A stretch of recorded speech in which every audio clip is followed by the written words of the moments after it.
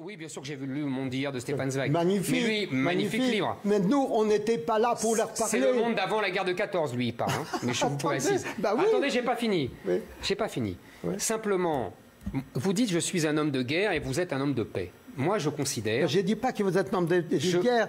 Vous j'alimente la peur. Bah oui, moi, je vous peur. répète, la peur est bonne conseillère. Les gens ont raison d'avoir peur. C'est un bon instinct. Parce que c'est un instinct de survie. Et deuxièmement... Je n'invente rien. Je pense que pour sauver la paix, il faut justement être fort. Vous savez, préparer la guerre pour avoir la paix. Oui, il y a une très jolie phrase de Sioran que je vous livre, qui est très jolie, que je vous conseille, qui dit « Tant qu'une nation a conscience de sa supériorité, elle est féroce et respectée. Dès qu'elle n'a plus, elle s'humanise et ne compte plus. » Pour être féroce, c'est au dépens des autres toujours. Mais, cher monsieur Alter... Le monde est diversifié, heureusement, oui, parce que sinon, il n'y aurait pas eu de littérature. Bien. Si on était tous des robots faits de la même manière.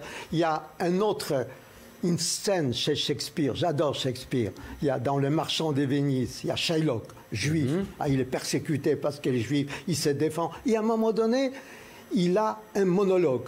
Il dit, vous pensez que la couleur de mon sang est différente de votre? Pendant des années, on pensait que les Noirs avaient le sang noir. Ben non, ils ont le même sang que nous. Mais et quel tant rapport? que... Pourquoi j'ai dit ça? C'est pas parce qu'on a le même sang qu'on peut pas se faire la guerre, vous savez? Bah si, c'est parce que une ça nous permet de parler à l'autre. L'autre, il a des enfants. Avez-vous des enfants? Oui, j'ai des enfants. Ouais. Quel rêve avez-vous pour vos enfants? Pour leur avenir? Dans quel monde vous voulez qu'ils vivent, vos enfants? Continuent de vivre en France. Moi, je n'ai pas d'enfants. Monsieur Alter, oui. Qu'ils continuent de vivre en France, dans un pays qui s'appelle la France. D'accord, mais la Parce que France vous dites que vous aimez la France, mais vous savez que la France... Je n'ai pas encore dit ça, c'est vous qui... C'est vous, j'ai lu, je vous ai lu. Ah oui, ça c'est vrai. Voilà. La France. Moi, autrement, je ne serais pas là, oui. Mais vous le dites, vous dites... parce que je l'ai choisi. Vous citez Victor Hugo et vous dites c'est un étranger qui aime la France et je suis cet étranger qui aime la France. C'est une très jolie formule et je vous en félicite. Mais il ne faut pas oublier comment s'est faite la France. La France, selon la formule du général de Gaulle, s'est faite à coups d'épée. Sans les armées françaises, il n'y aurait pas eu de France. Et il n'y aurait pas eu d'art français, il n'y aurait pas eu Molière, il n'y aurait pas eu Victor Hugo. C'est uniquement parce que la France était forte qu'il y a eu cette civilisation française. Dès qu'on est faible et qu'on croit qu'on va parler à celui qui vous tue, alors là, on est mort. Mais quand vous parlez à l'autre, il ne vous tue plus. C'est ça la différence. C'est ça la différence. C'est ce que je vous dis, oui, oui. Attendez. Non, mais c'est oui, la voiture jaune, c'est formidable. Vous aimez l'histoire de France. Ah oui, j'adore ça. Charlemagne. Oui. Grand Charlemagne. Hein? Bon. Grand guerrier. Grand guerrier. Qu'est-ce qu'il fait la première chose? Il envoie une ambassade auprès de Haroun el-Rachid, le grand calife de Bagdad, le chef de l'islam, pour lui proposer un pacte de paix et de non-agression.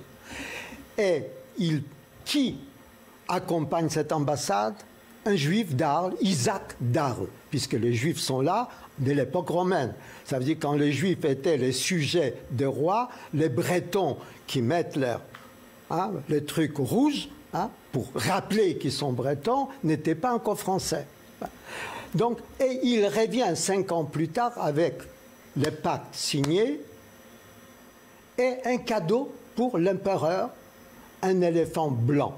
Et si vous allez aujourd'hui à Aix-la-Chapelle, pour ceux qui nous écoutent, ils peuvent aller. Et dans le musée, il y a encore le squelette de cet éléphant qui est le symbole de la coopération, de la cohabitation entre les hommes des différentes religions. Avec Éric Zemmour, c'est le guerrier qui fait la paix. Ah oui, parce que c'est en position de force. Parce qu'on n'est pas obligé d'être guerrier pour avoir le courage de parler à l'autre. Il n'a pas fait la paix, Charlemagne. Il a passé son temps à combattre les infidèles, à convertir au christianisme et à combattre l'islam. Vous savez, pour le grand historien Henri Pirenne, l'immersion de l'islam dans le sud de la Méditerranée a signifié la fin réelle de l'Empire romain et de l'unité de la Méditerranée. Et quand vous dites qu'il y avait un juif, c'est très intéressant ce que vous dites, quand vous dites qu'il y avait un juif qui accompagnait l'ambassadeur, vous avez tout à fait raison. Mais vous savez pourquoi?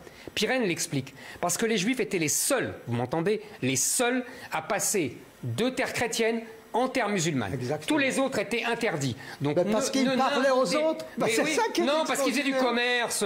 Arrêtez d'idéaliser la chose. Pas du tout. Ils commerçaient.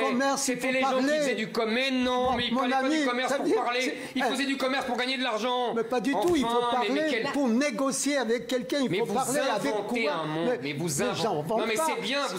Vous êtes un conteur. La vérité, c'est que vous êtes un conteur. C'est vrai. Mais un conteur des mille et une nuits, quoi. Le commerce, c'est ce qu'on a inventé pour éviter la guerre? Mais pas du tout. Le commerce, ça n'a jamais évité la guerre. Le commerce est le plus souvent d'ailleurs un succès d'année de la guerre. Il y a la guerre commerciale, on le voit bien aujourd'hui entre les Américains et la Chine. Le commerce, il n'y a rien qui vous savez, il n'y a rien qui évite la guerre. Il n'y a rien qui évite la guerre. Parce que les hommes sont faits pour la guerre. Voilà, c'est comme ça. Et que la paix n'est qu'une période entre deux guerres. Et je lisais encore, j'écoutais Marie-Calter qui dit: ah, ça sera formidable quand le monde sera gouverné par les femmes, parce que les femmes sont porteuses. Vous voyez, je vous lis, je vous écoute. Les femmes sont porteuses de paix et ça sera extraordinaire. Et quand j'écoutais ça, je songeais à un livre que je vous recommande d'ailleurs. Vous pensiez à votre mère? Non, pas du tout, pas du tout. Je vais vous dire à quoi je pensais. Pas du tout. Oui.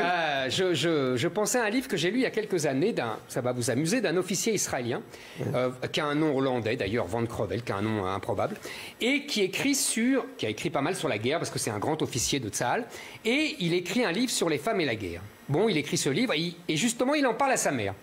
Et vous savez ce que lui répond sa mère? Elle lui dit: il y aura des guerres tant que les femmes aimeront les vainqueurs. C'est une manière de voir les choses. Marie-Calter, vous d'ailleurs, vous voulez faire une marche le 13 novembre avec... vous allez aux États-Unis pour ça? Non, il y a le 11 octobre de l'année prochaine, il faut réunir... Les femmes pour la paix. Oui, la première marche numérique.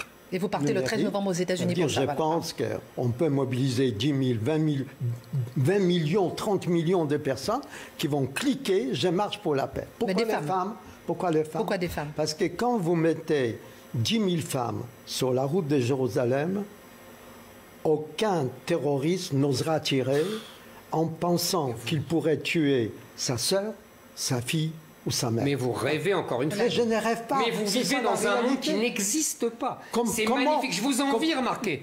Comment ça s'est arrêté à Belfast? Vous inventez un monde qui n'existe pas et qui n'existera jamais. La guerre entre les protestants et les catholiques en Irlande du Nord. 100 ans de guerre. Il y a des films horrible de Hollywood sur l'IRA. Ils se découpaient, ils se torturaient mutuellement. Oui. Vous savez, en France, ça s'est passé la même chose au 15e, au 16e siècle. Oui, c'était la nuit de Saint-Barthélemy. Absolument. Oui, et nos intellectuels, les grands intellectuels n'étaient pas là. Ils avaient peur d'aller à Versailles parce qu'on aurait... Il n'y avait pas Versailles à l'époque, c'est le 17e siècle, Versailles. Mais c'est pas grave. Non, en 1572, il n'y a pas Versailles. Oui, c'est vrai, c'est juste. Mais parce que vous êtes dans un monde qui n'existe pas, donc c'est bien remarqué. Ce que vous voulez dire, c'est que le monde a beaucoup changé avant. Non, le monde n'a rien changé du tout. Justement, il y a toujours les guerres entre les catholiques et les protestants. Non, mais ce qui veut dire, il n'y a plus l'apartheid, il n'y a plus le mur de Berlin. Les femmes, les mères de ces jeunes qui sont massacrés, ont dit stop. Ils sont descendus dans la rue. Il y avait 500 000 femmes à Belfast. Nous étions que 2 hommes, Kouchner et moi. On ne parle plus de l'Irlande. Si, avec le Brexit, on reparle d'Irlande. Oui, comme quoi ça n'a rien réglé. Oui, mais ils ne s'entretuent plus. Ils ne s'entretuent plus. Pourquoi? Parce que personne n'a osé de mettre une bombe en tuant leur propre mère. Vous savez, chez les gangsters, hein, on voit dans on a vu le même film quand on était gosse, des gangsters. Hein. Toutes les femmes sont des putes, sauf ma mère, bien sûr. Donc, on ne va pas tuer sa mère. Alors, on va descendre les mères dans la rue. On a bien compris. Peut-être un mot, Éric Zemmour, un mot, très rapidement, une seconde, le dernier mot pour le débat. Là-dessus? Oui. Non, moi, je répète... Vous êtes un homme de guerre? Non, pas du tout. Seule la force assure la paix. Marie-Calter, votre dernier mot? Non, je pense que la parole et la compréhension de l'autre, il faut s'intéresser à l'autre. Merci, messieurs. L'autre est différent de moi. Et on s'intéresse. Et c'est mon voisin. Je ne suis pas obligé de l'aimer. Merci, monsieur Marie-Calter. On a bien compris. On s'intéresse à l'autre. Vous êtes un homme de dialogue. Merci à toute la régie pour cette émission. Merci à Marianne Murat, Margot Sansano pour la préparation de cette émission. La présentation, c'est moi pour l'instant. Tout de suite, retrouvez le journal de Patrice Boisfer. Il reviendra sur la fin de la trêve en Syrie prévue là, à 21h.